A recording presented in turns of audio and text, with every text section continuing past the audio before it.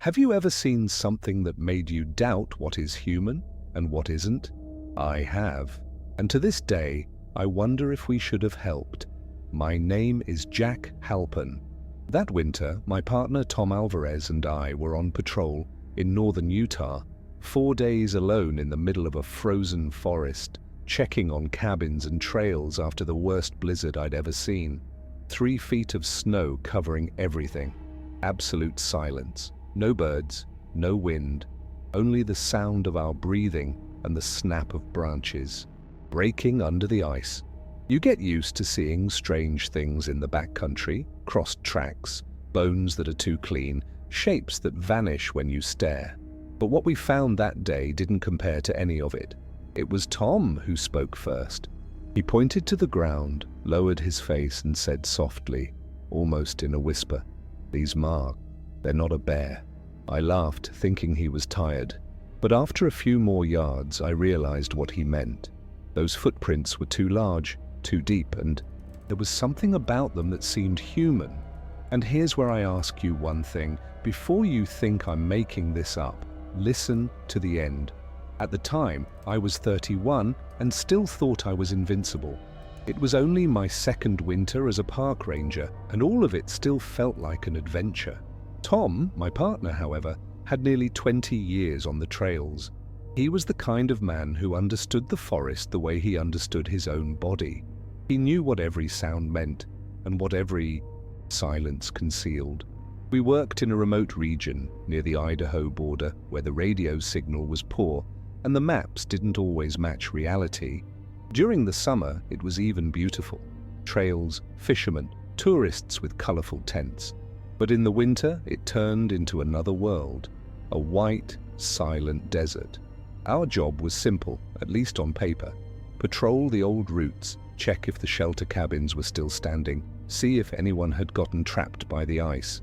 The problem was that week, the cold had broken records. -40 at night, wind cutting like a razor. Even the air felt heavy to breathe. Tom took everything in stride. He spoke little, only what was necessary. He carried an old notebook with notes that no one but him understood. Drawings of tracks, directions, words half erased in Spanish.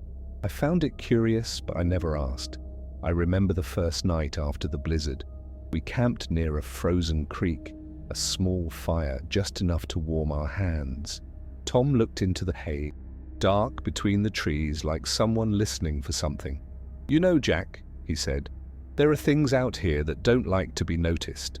I laughed, of course, but he didn't laugh back. He simply turned his face to the fire and finished. "If you ever hear someone calling your name in the woods, don't answer." I thought it was a joke, another story veterans tell to scare the new guys. But that phrase stuck in my head because the way he said it, calmly, seriously, made me feel it wasn't folklore. It was a warning. From that night on, the forest stopped seeming like just ice and trees. There was something in there, watching. And we, without realizing it, were heading straight for the place where it was waiting. On the 4th day of patrol, the wind suddenly stopped. No sound. Not the crackle of wood, nor the distant howl of coyotes. Only the muffled sound of our snowshoes crunching the snow. Tom stopped first. He raised his hand, his face half turned north, like someone sensing something before hearing it. "Do you feel that?" he asked. I didn't feel anything, until I did. The air became heavy, almost electric, and then came the smell. Iron mixed with wet earth, blood. We followed the trail of the smell about 200 yards into the dense woods, and that's where we saw the footprints, large, deep, wider than the palm of my open hand. At first, I thought of a bear. That's what made sense. But Tom knelt down, cleared some of the snow around it, and shook his head. Bear doesn't walk like this, Jack, and it shouldn't even be awake." The footprints came from far away and followed an almost straight line, as if something enormous was determined to cross that valley without deviating from anything. But suddenly the sequence changed. The marks that were round and heavy began to take a different shape, elongated almost like human steps, but disproportionate. I started laughing nervously. "Are you going to tell me it's Bigfoot now?" Tom didn't answer. He just took off his glove and rested his hand on the snow over one of the marks. Then he looked at me and said quietly, with no humor, "This isn't an animal, Jack. It's someone or something that wants to look like one." The wind came back, kicking up a fine dust of ice that stung our eyes. At that moment, a sound was heard that I can't quite describe, neither a scream nor a roar. It sounded like a lament scratching the back of a throat. It echoed between the trees and died quickly, but it left a silence worse than before. Tom slowly turned, facing the direction of the sound. "It's hurt," he said. "Whatever it is, it's injured." I wanted to say it was crazy to follow it, but for some reason I couldn't. Something in the sound called to me, not out of curiosity, but out of a strange kind of pity. And that's when we decided to follow the blood. The smell of blood grew stronger as we climbed the slope. It was a metallic stench, too hot for the cold outside. The flakes falling seemed to melt before touching the ground. I remember looking at the sky and seeing a thick, shapeless grey, as if the day would never truly dawn. The footprints began to become erratic. One deeper mark, then another dragged. Sometimes the trail broke where something large had leaned on a trunk not to fall. "It's losing strength," Tom said, examining the marks carefully. He spoke softly, as if the sound could attract unwanted attention. We walked another 200 yards until the terrain opened up into an old clearing where the wind had swept away some of the snow. The scene froze me in place. The ground was sprinkled with dark blood, and there was fur stuck to the trees. A massive bear, dead, lay on its side with its neck twisted at an impossible angle. It was the kind of beast that could kill a man with a single swipe, but something had killed it. Tom approached slowly, rifle ready. I followed, my heart pounding in my neck. That's when I saw the movement on the other side of the clearing. Leaning against a pine tree, something was there, large, breathing with effort, covered in blood-soaked fur. Its chest rose and fell slowly, with a rough, almost human sound. For a moment I thought it was a man dressed in an animal hide, but then I saw the size. Even sitting, it must have been over 8 feet tall. Wide shoulders, arms that were too long, and a face. God, that face. It was human, but it wasn't.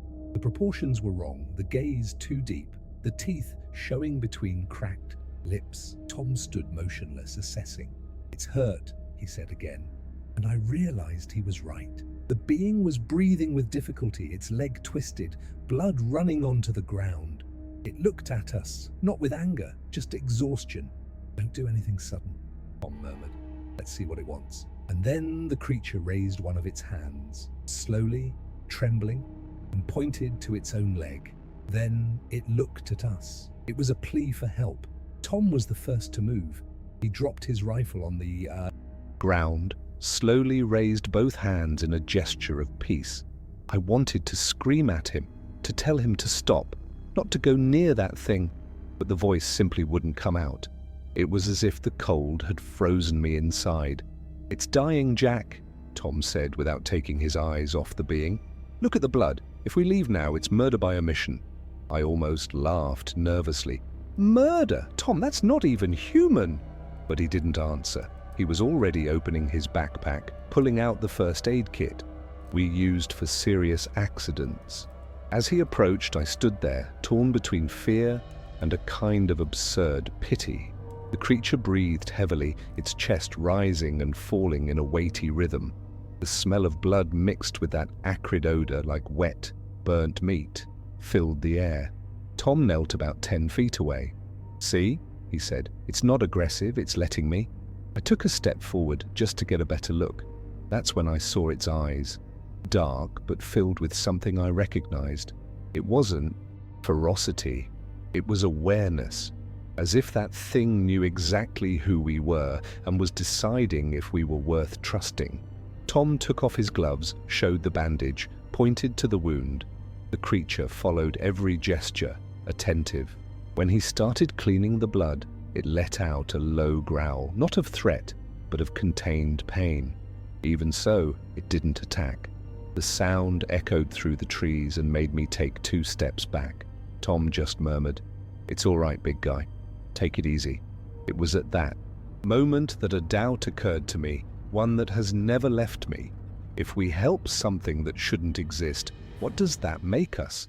And before I could answer, the being raised its head, looked directly at me and let out a strange sound, almost a moan, almost a word. It seemed to say, "Don't touch." By the way, if you're listening up to this point and want to understand what really happened that night, stick with me until the end and be sure to leave a like, because what comes next doesn't seem real, but it was. The night fell strangely without warning. The sky, which still held a shred of light, collapsed into a heavy grey. The wind stopped again. No tree was moving. Everything became motionless, as if time had frozen in that clearing. Tom continued to work quickly, making improvised bandages. The creature endured the touch but trembled, not from cold, but from pain. The sound it made was deep, full of a weight I couldn't describe.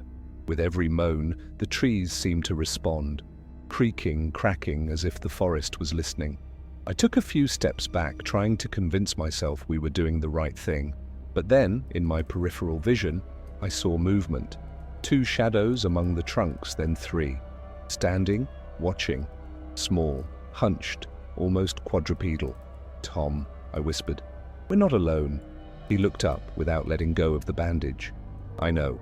The sounds began, dry snaps like feet on branches, but too light to be human. The wounded being raised its head, its gaze changing. It was no longer a plea, it was fear. It began to emit a low, repetitive growl, like a muffled call. The shadows responded. A chorus of low noises moved through the brush, multiplying as if there were dozens around. The air became dense, metallic. I could taste the fear in my mouth. Tom held his rifle. "If they come, shoot high first," he said, "just to scare them." But nothing attacked. They stayed there, circling slowly, invisible in the gloom. The wounded creature tried to get up without strength. When Tom tried to help, it gently pushed him away with surprising force and stammered something that sounded again like, "Don't touch." That's when I realized those things in the woods weren't coming to attack us. They were surrounding it. The entire forest seemed to hold its breath, as if waiting for an inevitable conclusion. And, in the middle of the heaviest silence of my life, the wounded one looked at me, and its eyes were no longer the same. Whatever was there, it was no longer what we had found. Tom noticed, before I did. His breath caught, his gaze fixed on its face. The wounded being began to change, not in the way you see in movies, but in an almost imperceptible way, as if its body was readjusting internally. Its neck elongated, its shoulders narrowed, the sound of its breathing turned into a wet crackle. "Jack, back up," he whispered. The blood flowing from the wounds was darkening quickly, turning into a black crust that seemed to move on its own. And the smell, God, the smell. It was no longer iron and earth. It was burnt meat, wet hair, and something sweet, rotten, impossible to describe. The shadows among the trees began to stir, responding in murmurs. Tom raised the rifle and fired 2 shots into the air. The sound shattered the silence like thunder. For a second, everything stopped, and then the being, or what was left of it, turned its face towards us. Its eyes, which before seemed to plead for help, now reflected something cold. Ancient. It tried to stand and almost fell, but even so, it pointed at us. The voice that came out was hoarse, raspy, but clear enough. We weren't supposed to touch. That was all it took. Tom grabbed my arm and yelled to run, and the forest responded with a sound that seemed like hundreds of feet pounding on the snow. We ran without looking back, stumbling, sliding down the slope until the sound began to grow distant. We only stopped when the ice began to break under our feet, near a frozen Creek. Tom fell to his knees, breathing as if the air was burning. "It wasn't a victim," he said between coughs. "It was bait." The words hung in the air. I wanted to argue, to say he was in shock, but he was right. Whatever that thing was, it needed someone to get close, someone to touch it, and we touched. For days, the sound of those voices echoed in my head. They weren't the screams of a beast, nor human calls. They were imitations, echoes, as if the forest had learned to speak. It took 2 weeks until I could sleep through a whole night again. Tom requested a transfer soon after. He said he needed heat, the desert, distance. I stayed, not out of courage, perhaps out of stubbornness. Months later, when the snow began to recede, I returned to that area alone. Nothing. No tracks, no bones, no sign of the dead bear. Only new trees growing where the clearing had been. The air still held that heavy silence, as if something was still waiting. Since then, I avoid answering when I hear my name in the woods. It may seem like paranoia, but there is a strange tone to that call, as if it weren't made by a human mouth. Today, almost 3 decades later, I still remember the being's gaze, how it seemed human enough to arouse pity, yet different enough to make me doubt everything I understand about compassion. Tom used to say that the forest sometimes tests us, and that not every plea for help comes from someone who deserves to be saved. I think that night it showed us that in the cruelest way possible. If this story gripped you, leave your like, subscribe, and hit the bell, because there are things that only those who heard them up close know how to tell.